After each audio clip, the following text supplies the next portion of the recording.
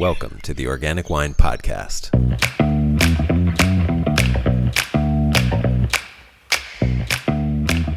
From South Central Los Angeles, this is Adam Huss. Thank you for listening. Today, we take a trip to the country to meet Craig Camp, the general manager of Troon Vineyards in the Applegate Valley AVA of Southwest Oregon. Troon is a certified organic and biodynamic winery and a state vineyard that focuses on blends made from the grapes of southern France, which seem to do extremely well in this northern area with a hot Mediterranean climate. Craig was brought in to regenerate every aspect of Troon, and we had a very enjoyable conversation about everything that's happening there that he's helped implement. From staff education to sheepdogs to organic vegetable gardens and more. Even from the outside, it's exciting to hear about what he's doing, and you can hear the excitement in the way he talks about it. Craig has a personal story in regards to wine that I can relate to as well. He fell in love with wine far away from where it was grown, and over the course of his life and several career changes, he worked backwards toward an understanding of how the finest wine begins in a healthy probiotic soil. So come along on this trip into the Siskiyou Mountains of southern Oregon with Craig Camp as our guide. We'll leave the noise of the city behind and move into the bright, beautiful, biodynamic future of Troon Vineyards. Enjoy. Hi, Craig. Thanks so much for joining me. Good morning, Good morning. or whenever this is going to show, but Right. happy to be with you. Thanks. Likewise. So you are the general manager at Troon Vineyards in the Applegate Valley of Oregon. Is that That's right? correct. Did I get all That's that correct. right? Yeah. Okay. Yeah. Can you start by sort of orienting us where the Applegate Valley and Troon are in Oregon and what that's like? Sure. So we are in the Siskiyou Mountains. So we're in the extreme southwestern part of Oregon. So we're about 60 miles from the Pacific Ocean, about an hour's drive from the California border. And unlike Willamette Valley, which is more rolling hills and things, we are actually in the mountains here. So out of my window now, I can see Grayback Peak, which is at 6,000 feet. So a totally different growing area than Willamette Valley. Right. You guys have, I take it, tend to have much warmer days during the summer, during the growing season. Right. We're sort Drier. of, kind of in between Willamette and Napa, both physically and weather-wise. Right. So we are drier and warmer than Willamette Valley, but we have a shorter growing season and a bigger diurnal shift than they would in Napa. So, Oh, really? How big? yeah, well, 40 to 50 degrees would be a pretty typical shift. Wow. Yeah, so it can be over 100 in the afternoon, and then about 4 o'clock, the wind will kick in coming down the Rogue and the Applegate River, and by 9 o'clock, it's 50. So Wow. it's pretty dramatic. So it's a very different growing season. So even though it's much shorter than you would see in California, at the longest day of the year, we're getting just over 70 minutes more daylight than you would in Napa. So we're able to make up the photosynthesis by having those longer days. Oh, yeah. But then we flip it. When we get to October and to harvest, the days get shorter and while it's Right. still warm. So they get so short towards the end that photosynthesis basically comes to a crawl. And so we can hang fruit for an extended period of time without getting elevated sugars while maintaining acidity. So you get wines with moderate alcohol and high acidity. So Yeah, I was going to say, that sounds really optimal, actually, for for high quality, good stuff. I yeah, mean, it's ideal for Southern French varieties here. It's a little warm for Pinot, and the season's really not long enough for Cabernet. And okay. I suppose we're fortunate we didn't have to get into those varieties. There seems to be enough of those around anyway. So we're definitely focused on Rhone varieties and the varieties you see in southwestern France. And if you look at a map, you guys are sort of on the same parallel as Provence and those regions, aren't you? Yes, we are, but we have this minor body of water right next to us called the Pacific Ocean that kind of A little cooling. alters the climate from them. But what we do have is that Mediterranean climate. So we have warm, very dry summers. Right. Typical to most of the West Coast, we get all of our rain in the winter. So it's desert-like conditions here, in the summertime. Right. So that Yeah. makes, so it fits that type of growing cycle. The challenges we have really are frost in the spring and fall. And I think this is where Syrah is really coming in, because it ripens a little earlier than some of these other varieties. So Syrah, I think, is really dialed in for our growing area. Oh, nice. And I'm just imagining, with these diurnal shifts, you must have some pretty creative fashion choices in that area. Yes. Layering is the key to Nice. typical Oregonian fashion. We're wearing layers of Columbia. So nice. Yeah. Soil wise, what do you guys like in that area? And I was going to ask you, did you guys have some fire, not this year, but a year ago? You were part of well, that. actually, there's been several fires here, like most of the West Coast. Yeah. Over the last couple of years, we have been spared an actual fire in the Applegate Valley, but certainly our neighbors have suffered in the Rogue Valley, just to the east of us. Really had a terrible fire last year that destroyed 2 towns, and Wow. but then basically there were fires from L.A. to British Columbia, so we were Right. just Yeah. one of many. Yeah, and all the way to Colorado and Yeah. Montana. I mean, it was pretty much everywhere west of the Continental Divide was on fire, it seemed like, at one point. Yeah, we seem pretty lucky here for our site. We're in the widest part of the Applegate Valley. Okay. And there's a lot of air circulation here. So we seem to, we went through all the smoke protocols last year. We did the microferments and so forth, and we escaped any smoke issues. So Nice. we're fortunate in that case. But I think it has something to do with the air circulation here. So it forces the heavier smoke just a little higher. But this is all theory. It's all theory, we don't know anything about any of this. So, well, if it benefits you, the theory must be good, I think. Right. Exactly. Are there any? What are like the towns or population centers around there? Well, the one that most people know is Ashland. Okay. From the Shakespeare Festival. Sure. But then there's the other towns are Medford and Grants Pass. Are they actually in the Applegate Valley? Or are they? No, they're in the Rogue Valley. Actually, are in the Rogue Valley. But then you come over to Grants Pass and Jacksonville, which is Jacksonville's kind of the entryway into the Applegate. After you go out of town there, you cross over, and you see there's a big difference between the two areas. The Rogue looks more like California, with the kind of more barren hillsides and a drier, warmer look.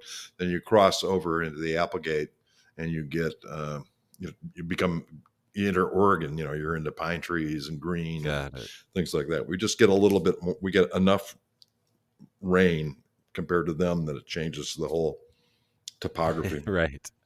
Well, it sounds like you're a little in the middle of nowhere. Is that fair to say? That would be an accurate description. That this is a remote, rural area, very much driven by agriculture, mixed agriculture. Well, but the wine growing has really taken off here.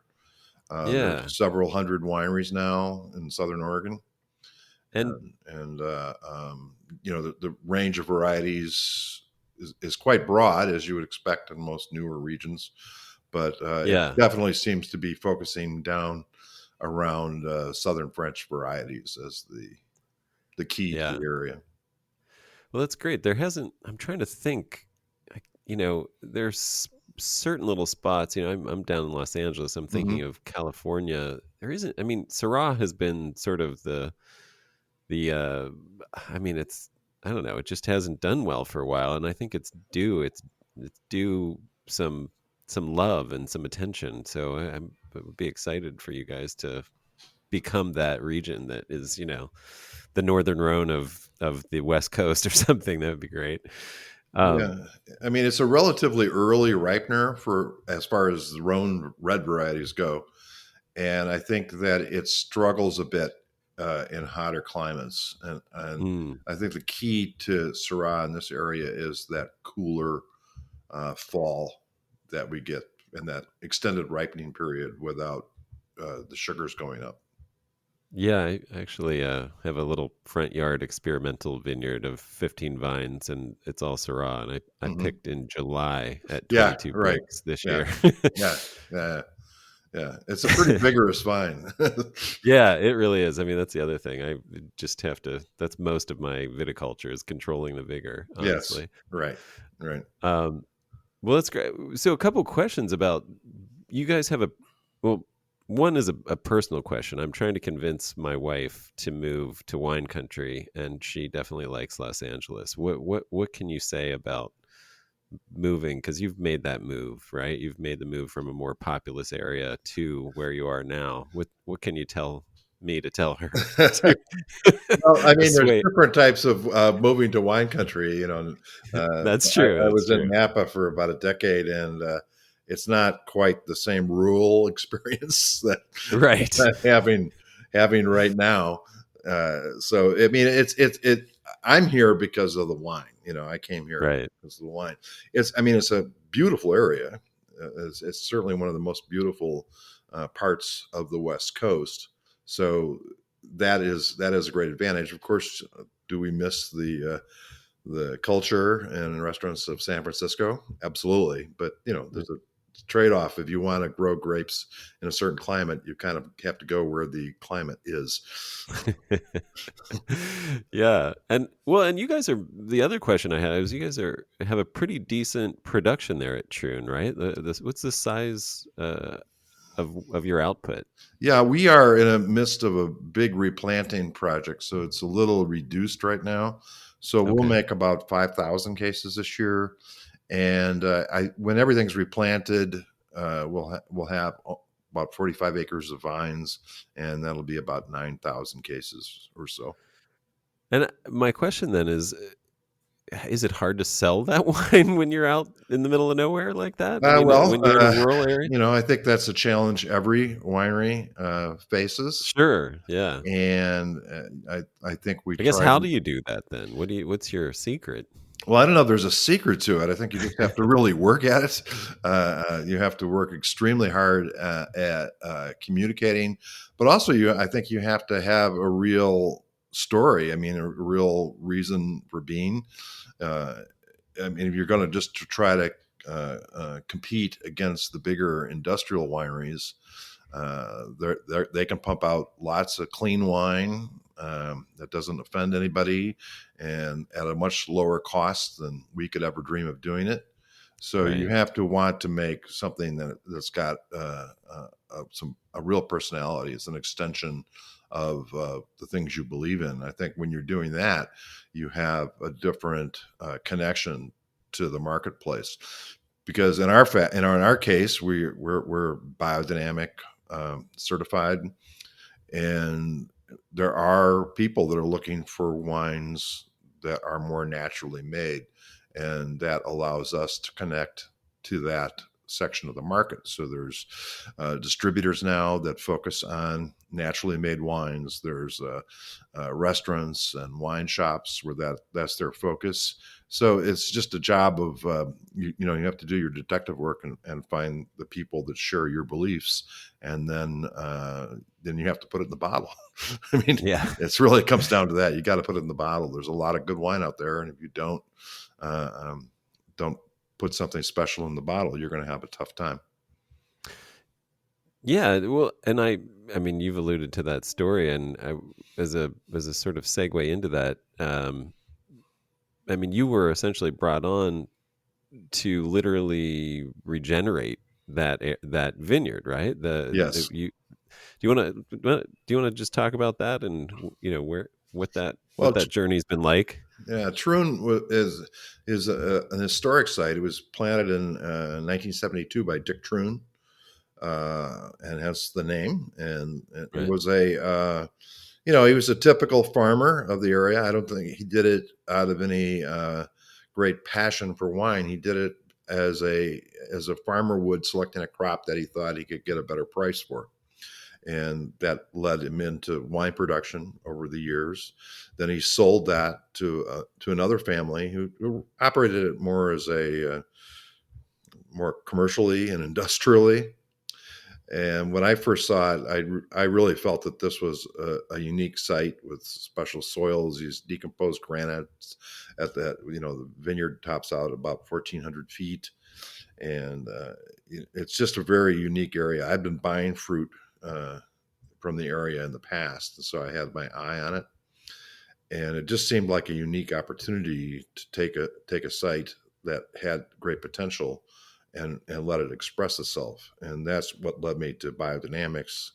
After years of aggressive commercial farming, the soils really needed a lot of work, so it Mm. became a process not only of regenerating a brand, but regenerating the entire property and the soil itself.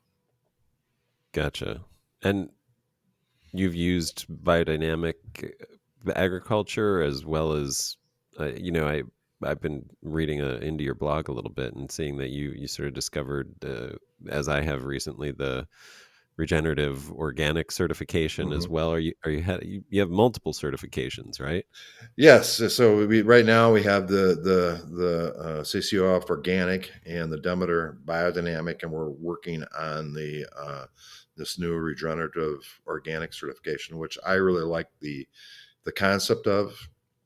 I Yeah, mean, me too. organic certification, organics has always been more telling you what you can't use. Right. Don't use this, don't use that. And then biodynamics has always been focused around regeneration, but there's also an unusual spiritual aspect to it that I think a lot of people don't buy into, and we didn't pursue it on a spiritual level, but as a practical framework for regenerative agriculture. And I think this new certification kind of combines all those things because they honor your Demeter biodynamic certified. You're 2/3 of the way to your certification with them, and you have to be organic certified to even apply.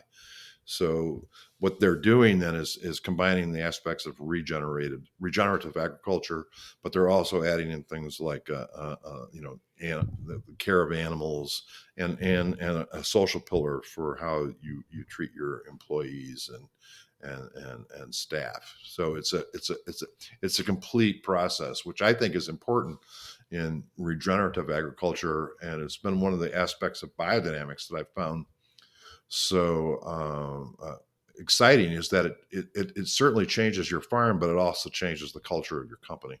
And I think people feel that they're involved in a different type of project, and it becomes an inspirational team goal to achieve and keep those certifications.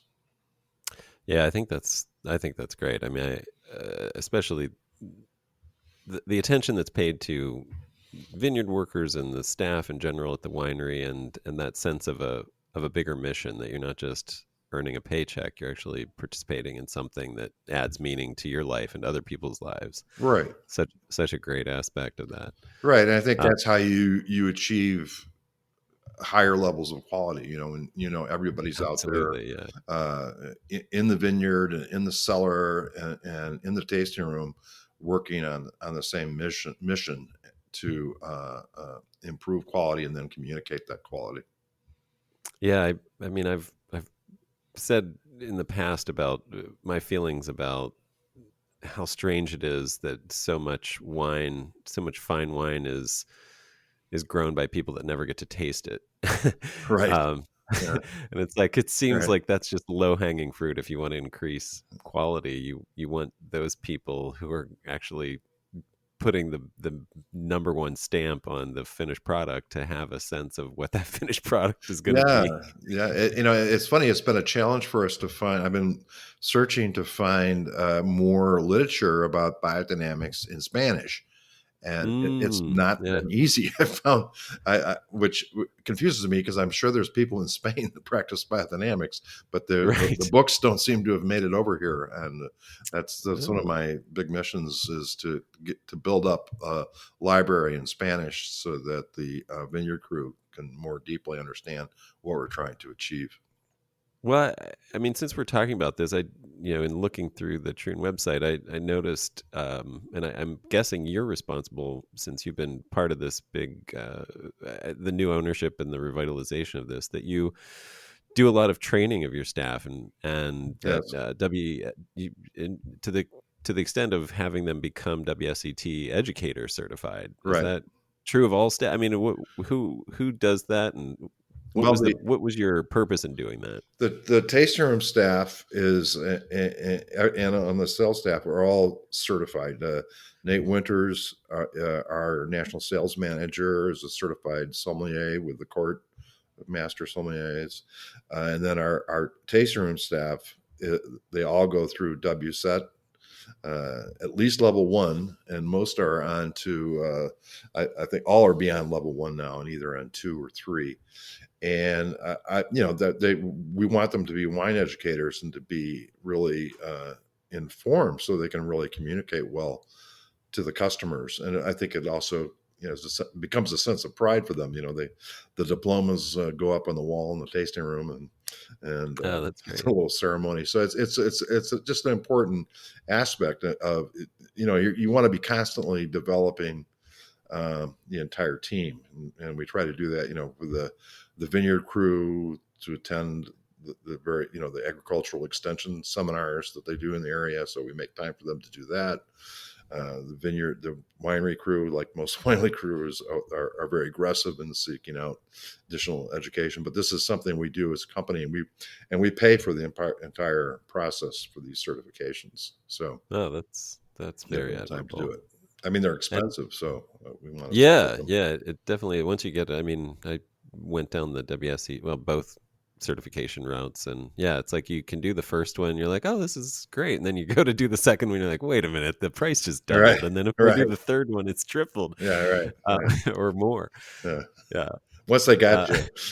yeah, exactly. Like, well, that's smart, very smart. Yeah, so I discovered you recently because of a blog post of yours that was linked in a wine business email that I'm on their I'm on Uh-huh. their sort of daily email list. It was your post called "Dirt is Not Terroir," Correct. Yeah. and Mhm. yeah, I love the fun read. I think you and I see eye to eye about so many things, which is also why I wanted to just talk to you. I thought we'd have plenty of stuff Right. plenty of ideas to share.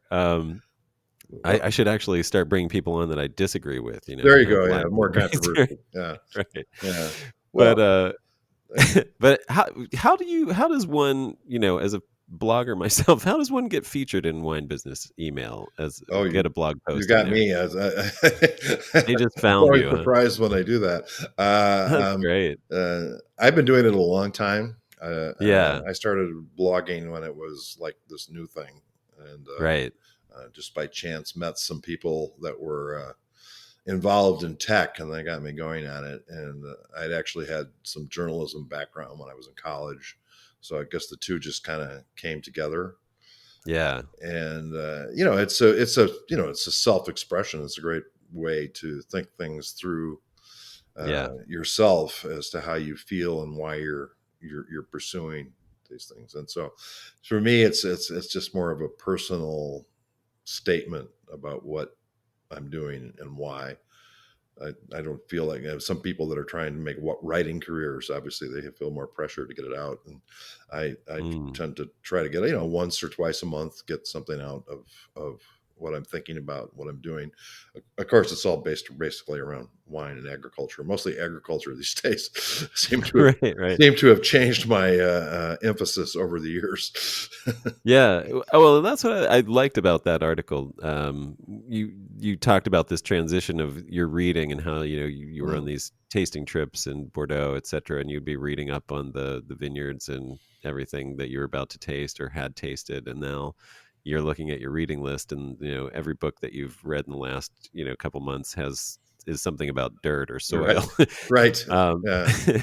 and it seems like you kind of went through a transition in your life and career that mirrors. Do you want to talk about that and where you came from and what that was like both professionally and personally, that sort of transition in your thinking? Well, I started off as a importer and distributor in Chicago in 1980, and like I guess most people, when you're not based where the wine is made, you get focused on the end product, and you think that's where all the answers are, and it's the how it's made, and Hmm. just watching and tasting wines over the decades, you slowly transform into understanding what makes a wine special is how it's grown, is that the Hmm. winemaking at its best becomes minimalist. And if you're Yeah. going to do minimalist winemaking, you have to have a really healthy fruit. Yeah. You see some really dramatic contrasts. I think one of the classics is Burgundy in the Willamette Valley, where you've got Willamette Valley is grown on volcanic acidic soils, Hmm. and you've got Burgundy that's grown on basic limestone soils. So totally Right. different soil types, but it's easy to confuse the two. If you taste a Burgundy and Oregon Pinot Noir, many an expert will confuse them. So why is that? And it just seems that the one thing that they have in common is going to be the microbiology. And if Hmm. you have a healthy microbiology in your soil, you're going to end up with a healthy vine that's going to give you expressive fruit, and that's what really makes the difference. So that the range of soil types that can grow good wine is broader than probably people used to think, but it's really based around how it's farmed and the type of microbiology you get in the soil. So it's that I think it's like anything else. You just taste and taste and taste, and you realize that certain wines have this energy and life in them. And that's really what led me to biodynamics. Is Hmm. you know, it's like most people. The first time I heard about biodynamics, I thought, well, that sounds crazy. But then I kept tasting wines. I kept tasting wines, and turn it over, and there would be, the biodynamic certification, and eventually quality convinces you, and Yeah. and then I began to pursue that. And as I pursued it, I find that most wine growers are what I call practical biodynamic practitioners. They don't really follow the more spiritual side of it. They're following the regenerative agriculture aspects, Yeah. and that's what really makes the difference, I think. So biodynamics, who knows what it's going to be like in 50 years.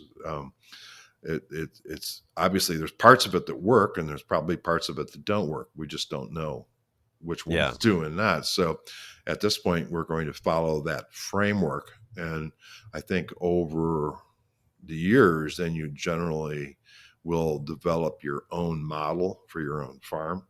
And I think Yeah. that's where the real secret's at. Yeah. It sounds like that sense of the farm is, as unnatural as farming is to try to replicate the natural world and a natural holistic ecosystem within the farm, is might be more important to that energy that we taste in the wines Yes. than any of the sort of moon phase type stuff that Yes. is part of it. Yeah. Uh, yeah, I know. Well, I find that really interesting as yeah. well. I mean, we try to follow the moon, Yeah, but but common sense will kick in too. yeah, It's if yeah. I I love always look that. up on that as like you're going for that little extra something Right, in the right, wine. right, But if it's going to rain the next day and you're harvesting and it tells you it's the wrong day, you go ahead and harvest, because right, any possible increase in quality you could get from harvesting on the right day would be negated by the rain. So right. Yeah, I've heard the same refrain from other biodynamic yeah, fruits. Like you try to follow it as those calendar marks as much as possible, but then logistics and practical considerations obviously trump those whenever. So say if a picking crew isn't available, then you can't pick that day. right, right. Um, It's an yeah. interesting process, though. What I find about trying to structure your vineyard work schedule around a calendar like that is you really makes you think through things. Yeah. You're really thinking about the process and planning out well in advance what you're going to do and why you're going to do it. Do you do you recommend any books for folks who are interested in, especially making a plan for their vineyards and winery, or just learning about some of these things that are you find to be the more important, more effective elements of biodynamics? Well, the base book for wine growing is still Monty Walden's Biodynamic Wine, uh, Okay. which is the most kind of complete book. But there's so much of it online now too. You just have to can do. When I wanted to decided to take this farm to biodynamics. One of the first things I did is bring in a consultant, Andrew Beatty, Gotcha.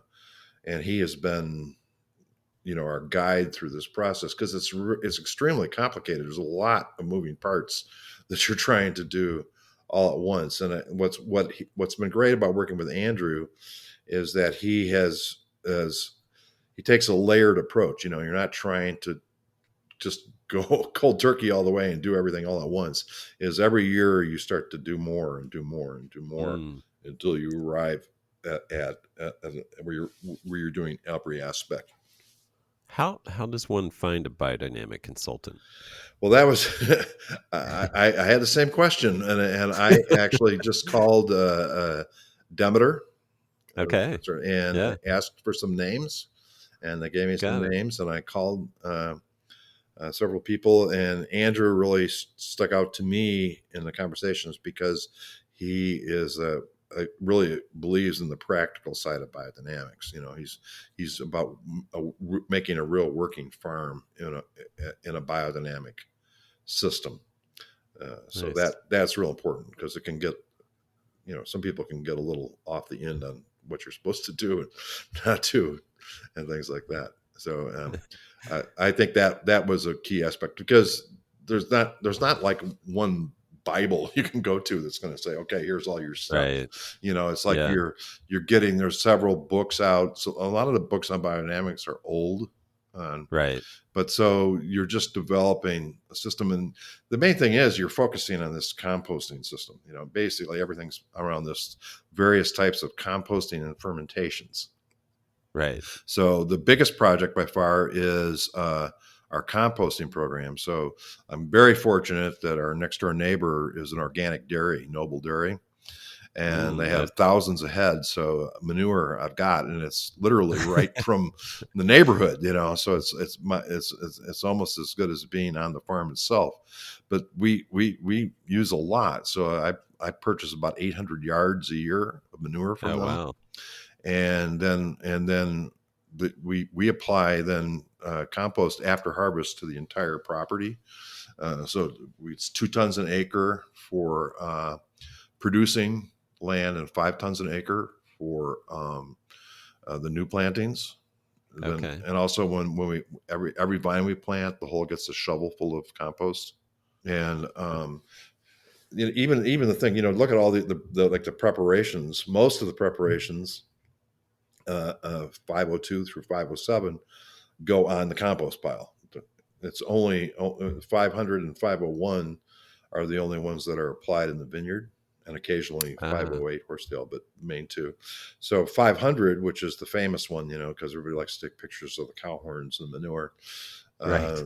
Yeah, all you're doing is another type of fermentation, and Right. then collecting the microbiology of your own soil, and then you're making basically a compost tea out of the results, and then you apply that to the soil of the vineyard. So these things are inoculations. That's what you're trying to do. All the compost and the preparations is basically it's an inoculation. People tend to think of compost as a fertilizer, but that's not the Right. aspect we're looking for. Vines don't need a lot of nutrition. They're not like soybeans and corn where you need massive nutrition. That's why they would always plant the vines, on the rocks on the hillside. And Right. sorry for the phone. Nope. um, All right. and so what we're trying to do is then inoculate the soils and build up the microbiology, so we get the proper ripening and healthy vines. It's pretty basic. So people tend to think of biodynamics and all these other things, but what you're really focused on is this intensive probiotic program. Right. I mean, I've heard in my studies about soil science that, you know, probably what applies more to the vines is the communication with those microbes Mm-hmm. that create the resistance to diseases as well as Yeah. just proper hormonal signaling so that they can respond to environmental factors. You're getting they're more vibrant, they're more able to adapt as temperature changes and events happen throughout a growing season that are unexpected or out of the norm. They're prepared to do that, and they can communicate quickly with each other, with the soil, and make changes as necessary so that they you know can survive and be healthy still. Yeah, exactly. We humans were very arrogant. We think we know more about growing grapes than a vine does, and that's not true. Uh, our whole goal is to make the natural system, let the natural system work. Create an environment that the way the grapevine evolved can function, and if it's functioning, you're going to have a stronger vine. It's only when we start to do all these interruptions that you start to get so many of these diseases and pests and all these problems in crops. It's our interruption that exacerbates the issue, not Yeah. not the plant. Yeah. Well, so you had to do quite a bit of new plantings, from what I understand. Yes, You yeah, we you had we have a lot of red blotch. A lot of the vines planted up here were in the whole of Southern Oregon, and actually a lot of California for that matter, came out of nurseries before they really identified it. So, it spread pretty much through the area. So between red blotch and the fact that, I don't think the ground had been prepared properly. So there mm, were a lot of root issues, and like any weakened plant, you're going to have other diseases. So there were a lot of trunk diseases and fungal issues and things like that. So we decided it'd be better to replant everything, which obviously is a very expensive undertaking, but at the same yeah. time, you can really research things and plant properly for your site. So we went through the whole process. We brought in Vineyard Soil Technologies. They're based in Napa. We Is that Paul Anamoso? Yes, that's Paul. Yeah. Mhm. Yeah. Yeah. Yeah. So he was up here with a couple of PhDs for the week, and Yeah. dug 75 5 foot deep soil pits and produced this extensive Wow. report. It's some light reading, let me tell you. And so we took all that data and then combined it, with the climate data and then our own knowledge to come up with what to plant where. So it What did was, you find? I mean, I'd be fascinated to know the sort of high level findings from what you guys, what the results were from your pits and your samples and everything. well, the base, of course, is your soil type, just getting the soil types and breaking that Yeah. down. There's like most mountainous areas, we have many soil types in a very small area. Uh, Mm. where our site is the Siskiyou Mountains here were jammed into the coast by tectonic plate movements, so it's not volcanic. We don't have Got it. volcanic soils here, so we have, decomposed granite, we have river sediments, we have ocean sediments, so these various gravels, and so when they run through the property in these bands, they're sliced all over the place. So that was the first step was identifying exactly what soil was where on the property, and then digging into the nematodes and the other microbiology and deciding what needed to be done to the soils and how deep to rip for replantings, extensive, it just covers every possible aspect you could think of, Oh, wow. of the soil, the nutrition in the soil, the microbiology of the soil. And you see a lot of, what you clearly identified in a vineyard that was in the condition this one was, where the problems were. And, Got it. and that's really, of course, led us back to biodynamics and as the best approach to try to rebuild that soil health and to give the natural microbiology a chance to resurface.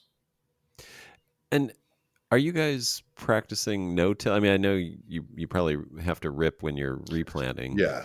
But once you're planting, are you doing no-till, or how are you treating the Yeah, soil it's going after? to no-till. It's a 3-year process. So we rip the vineyard, and it's tilled several times in the first year while the vines are establishing themselves, and Okay.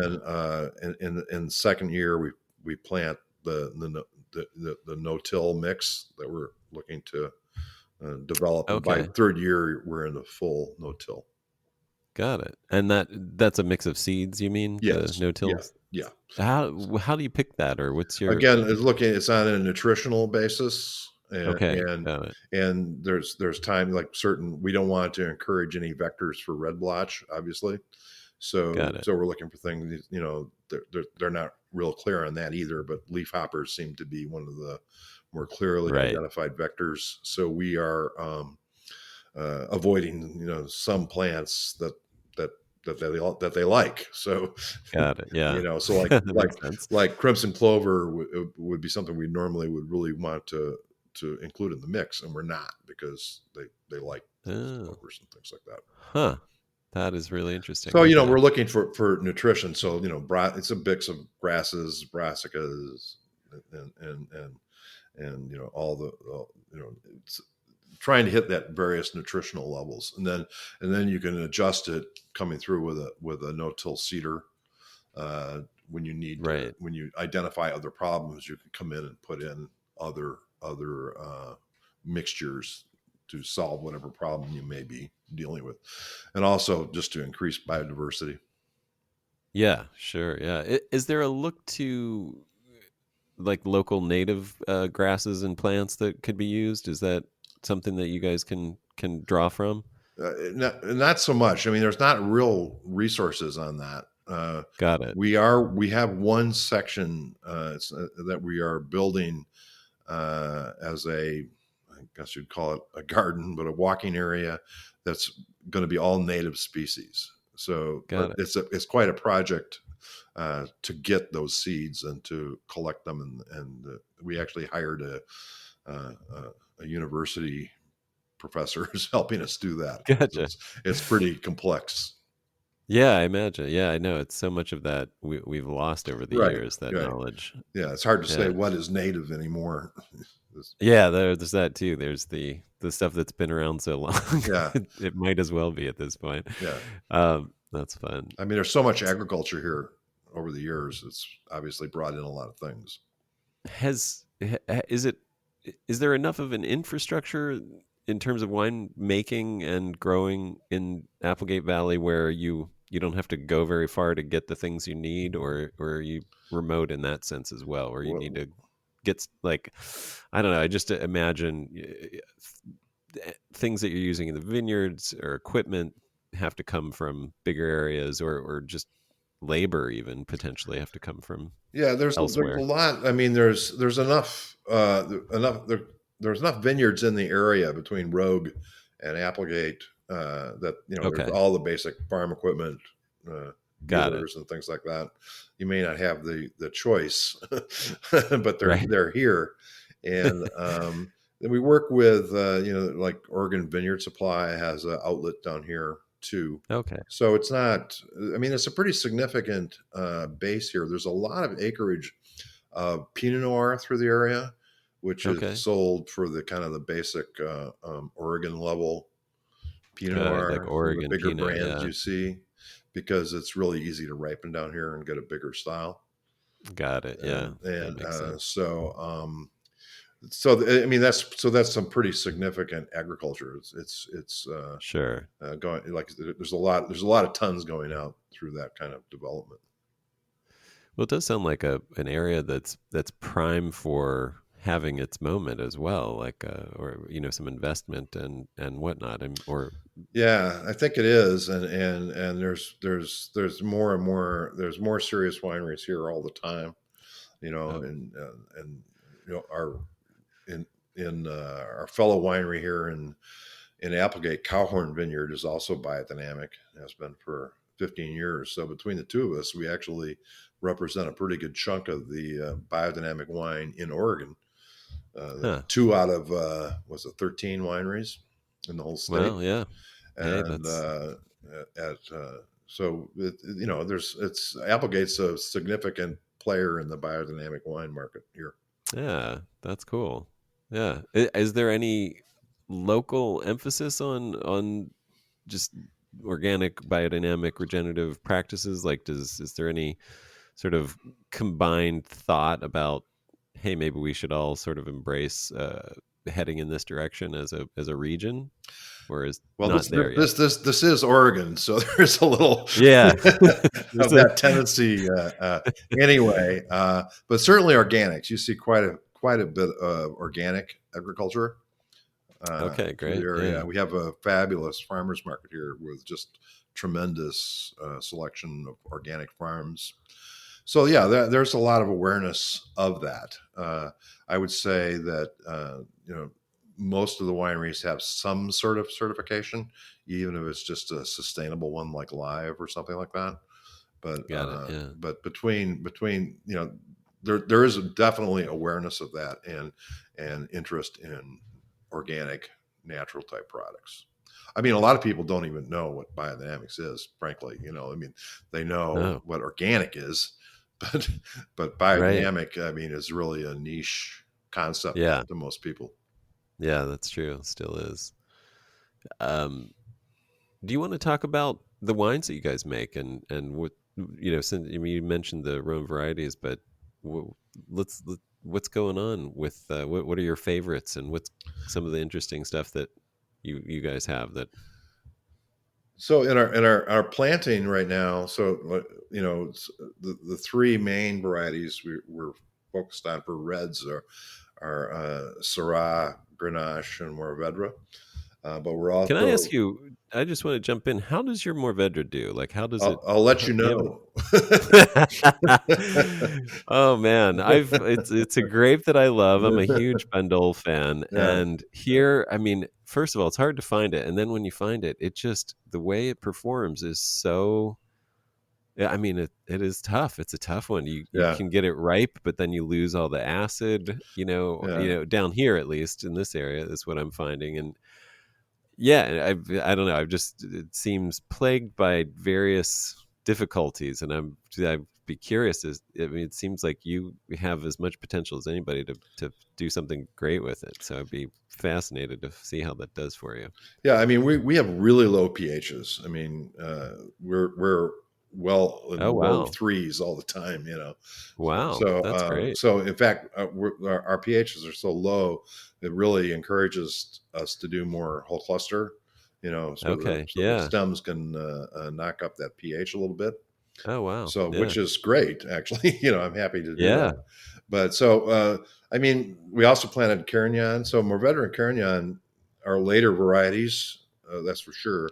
But we are working on the idea that the climate's getting warmer here. So yeah, we're trying to think long term. I think these vines, hopefully they'll be here in 50 years. They'll still be here. yeah. So Are you growing senso? yes, we planted Cinsault, Counoise, Nice.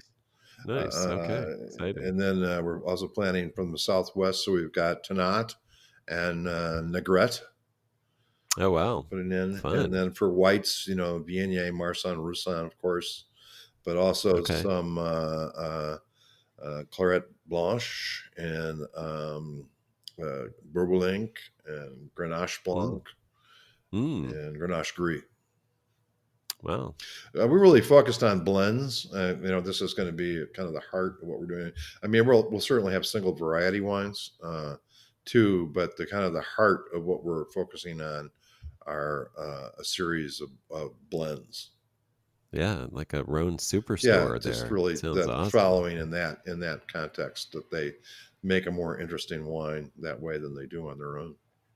And in terms of winemaking, I mean, I'm guessing you're pretty low intervention. Do you have any strict, like natural things that you abide by, or how do you feel about sulfites? That that Yeah. kind of thing. Well, we have an exceptional winemaker, Nate Wall, and he's done a great job here since he came here a couple of years ago.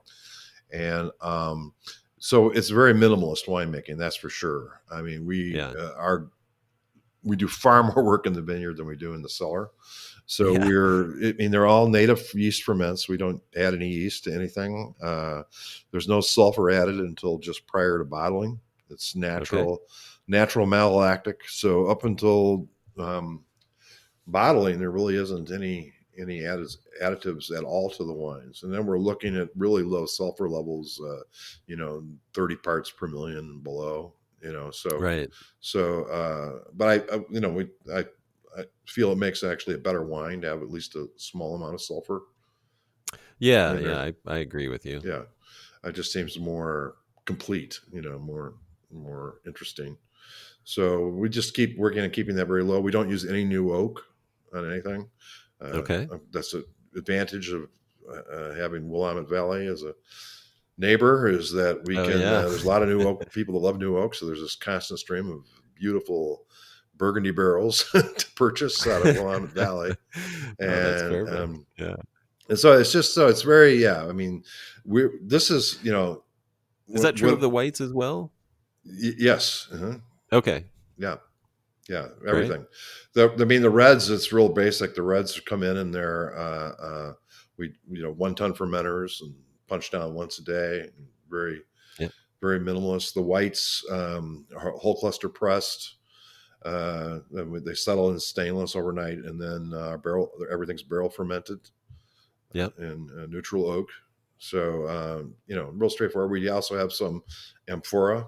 So we're making orange wine out of Vermentino that's done Mm, on the amphora. So it's 10 months on the skins and amphora. And then we're also making a nice. white wine in amphora out of Vermentino. Nice. So That yeah, sounds it's real great. bake. The winemaking side story is always very short. Right, right. But our winemaking team, see, is they're in the vineyard all the time. I mean, that's the Right. difference here. Uh, Is I think that's so smart. Yeah, Nate really coordinates all the biodynamic applications and things like that. So deeply involved. We just see that as part of the winemaking process, I guess. So it's Yeah, all integrated absolutely. into one thing. Yeah, absolutely. That I wish more people felt the same way. Just again, for their own benefit, it seems like low hanging fruit. If you want to improve Yeah, quality, that connection between the two has to be made. right. And if you're going to do minimalist winemaking, you better have good fruit, otherwise you're in big Right, trouble.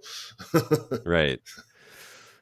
And if you're not going to do minimalist winemaking, I'm not that interested in drinking it, honestly. Right. Um, Exactly. I'd rather taste the land than your chemistry. Right. Right. um, But it's a well, fascinating project. I mean, this is we're now bringing in again that biodynamic layering. So we're bringing in sheep and chickens this year. We would have brought the sheep I was in. going to ask. Yeah, Yeah. we would have brought the sheep in earlier, but we had to wait for the guard dogs. We had to get in a waiting list to get our guard dogs trained, because you need guard dogs around here for sheep. Otherwise, they're more or less lunch. So For coyotes? coyotes, cougars, Oh, okay. occasional Pretty wolf. much, yeah. All the big predators. Yeah, yeah, Wow. yeah, yeah. Yeah. There's a lot of undeveloped land around here, like the mountains. So there's lots of natural habitat for all these predators, Right. but the sheep are just too tempting, I guess. I know somebody who's using llamas as Yeah, sort of sheep protectors. Have you yeah, heard about that? yeah. You see a lot of that up here too, and everything. But Okay. we're going with a Yeah. couple of Pyrenees. Yeah, that, Uh, that sounds more, I don't know, somehow effective. yeah, right, right. So, Llamas seem like, yeah, I mean, they're bigger, but they sort of look like sheep. So I don't yeah, right, know. right. So I mean, but so it's being involved in that whole process. We're developing a garden now. We call it a garden. It's 2 acres, I suppose. That's a pretty big garden, but and we want to focus on heirloom varieties and develop heirloom vegetables, Oh, and great. eventually developing biodynamic seeds. And we would sell the seeds too. We planted 200 apple trees, French cider apple varieties. So we'll Oh, be doing a wow. cider in a couple of years, That's exciting. and I'm a big I'm cider looking fan. to make a partnership with either a brewer or a distiller, a craft distiller, to grow some grain for them too. Oh, So, so we had fantastic. Yeah. apples, sheep, vegetables, grains, and grapes. Yeah, I'm always shocked how few organic or biodynamic beers and spirits there are. Grain based or grape Yeah, based for the brandies and things like that. You have to work to find it, and I'm like, I I think it must derive from that sense that I don't know what it derives from, the sense that it doesn't make sense to me, but I guess just the fact that there's so little grain that's grown organically in right. America that's probably what it derives from. But yeah, I'm excited for that, for anybody who is growing grain Yeah, especially to make a beverage, an alcoholic beverage. yeah. That's great. But it's a fascinating project to be able to be involved in all these different levels, Yeah, basically and starting with a blank slate. do you have different people that oversee each thing under you, like grain person, an apple person, a garden person, or how do you manage all that? Is But, it you? yeah, I think, well, it's a team effort. I mean, that's really the Okay, key to everything. Is I have four guys on the vineyard crew that are here all year long, and they have got it. really branched out. So they're doing all these projects too. Yeah, that's So, and fantastic. Yeah, it's like I said, the winemaking team, the tasting room, everybody is involved in everything. So that's what it takes to do it. Is you just have to have a great team, and that's just great. and everybody's engaged. So it's exciting. Yeah, I love it. Well, cool. It sounds like a new beginning at Troon, for a historic place, which is there's something kind of fresh and exciting about that. Right.